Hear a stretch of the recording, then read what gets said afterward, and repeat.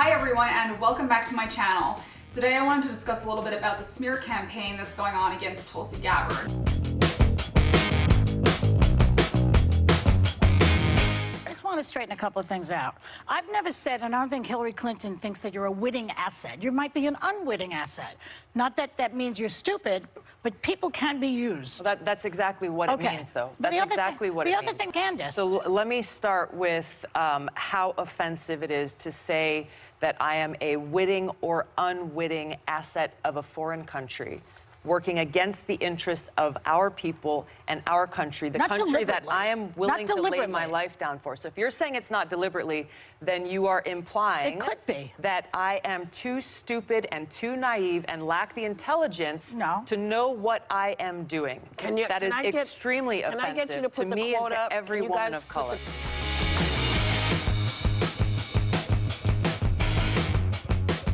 The clip that you just saw was a clip of Tulsi Gabbard on The View arguing with Joy Behar.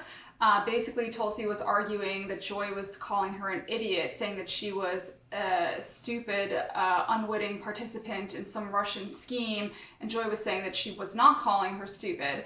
But in fact, I have a clip where Joy, in a previous episode, did call her an idiot. So I'm going to play that clip in a little bit, but first I just wanted to give anyone who doesn't have any knowledge of what's been going on with the smear campaign, I wanted to give you guys a little bit of background on it. So basically the whole smear campaign against Tulsi Gabbard started with a New York Times article.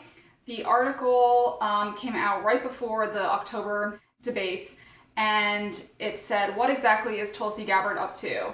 And the tagline was, "As she injects chaos into the 2020 Democratic primary by accusing her own party of rigging the election, an array of alt-right internet stars, white nationalists, and Russians have praised her." So the whole article was basically connecting her loosely with a whole host of undesirable characters in various different ways. And there was no evidence supporting any Russian bot activity, as has been claimed, or no evidence that she approves of any of these people. She's disavowed any white nationalists who supported her.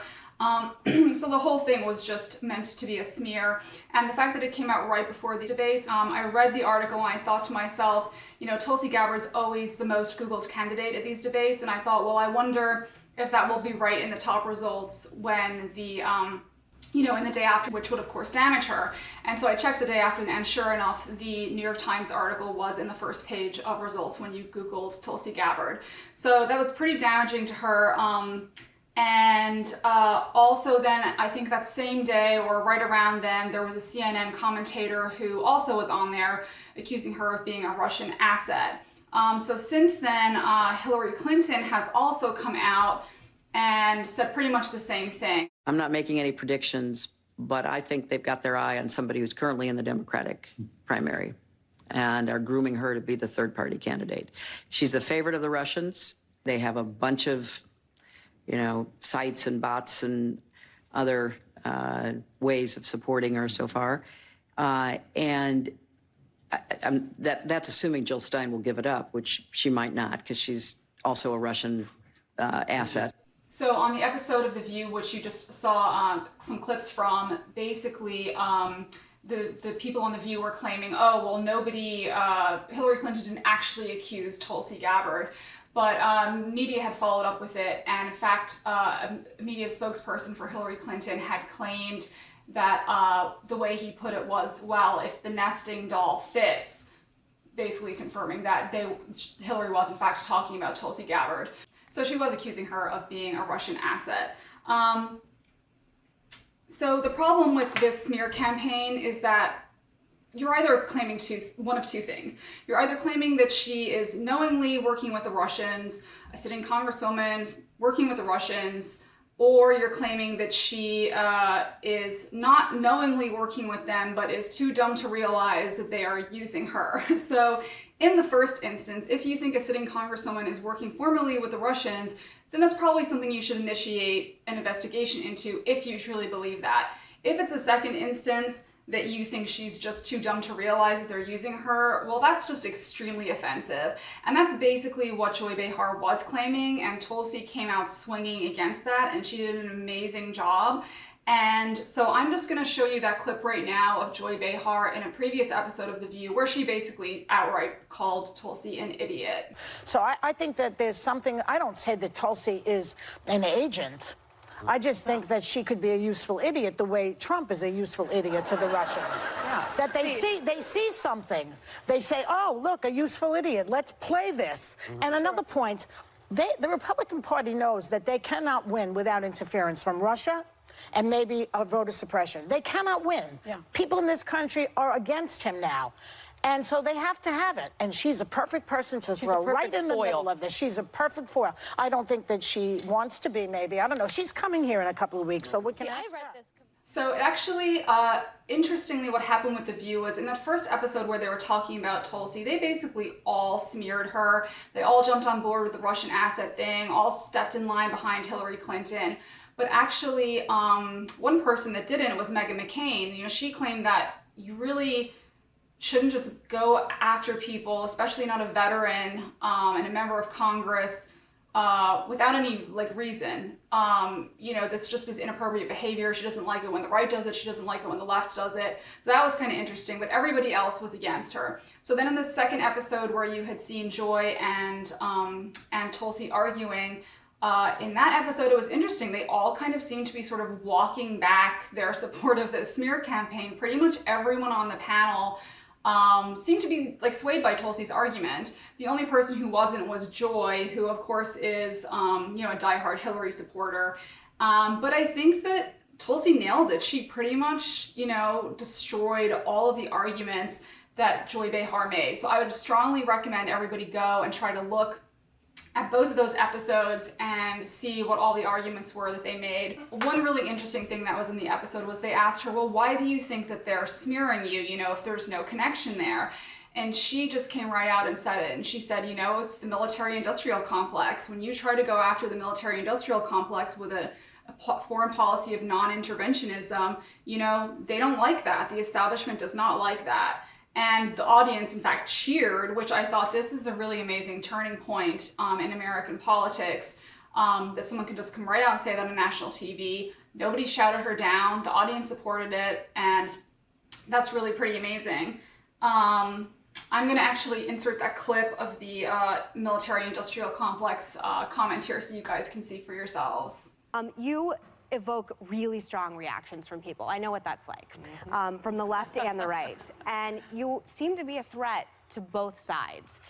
Why do you think you trigger so many people in so many different ways? Because I'm speaking truth to power, and those in power know they can't control me.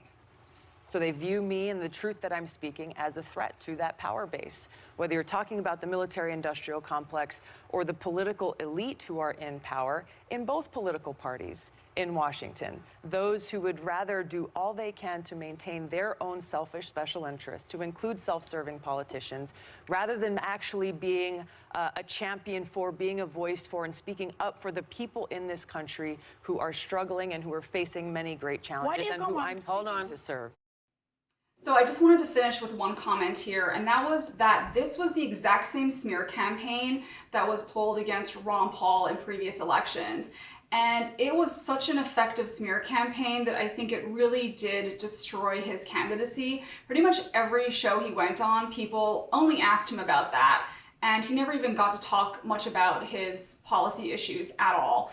However, interestingly, this time, I don't think the smear campaign is working. It's offensive to me as a soldier, as an American, as a member of Congress, as a veteran, and frankly, as a woman, to be so demeaned in such a way. But you called her the personification of rock. So demeaned She's a woman in such a way. Well, I'm pointing to the fact that she has continued this legacy of being the world's police around the world, that has waged wars costing the lives of thousands of my brothers and sisters in uniform. I'm speaking out against that. It is indisputable. It is indisputable to say anything other than the fact that Hillary, let me just close this out, that Hillary Clinton throughout her career has led with a foreign policy of interventionism and being the world's police, going and toppling dictators in other countries that has caused such destruction and loss of life. I'm against that. I'm running for president to change that. Rather than actually debate me on the issues, she and others are resorting to these smear tactic campaigns, seeking to undermine me, smear my character, and sending a message to anyone who dissents toe the line, or you too will be smeared. She swayed all of those people on that panel, and she came out swinging and defended herself so well. And I don't think they're going to have the same luck with her as they had with smearing Ron Paul. And if that's the case, that's a really good thing for the progress of a non-interventionist foreign policy. We could potentially get a president in the future that has a non-interventionist foreign policy. The military-industrial complex may be on its last legs. I still, maybe don't have faith that that would necessarily happen. But if anyone has a chance of doing it, I really think that she does. So I think the Democrats should definitely look at her as a candidate. I think that libertarians should definitely look at her as a candidate. And, Republicans seem to already like her. So I think she's someone who everyone could vote for.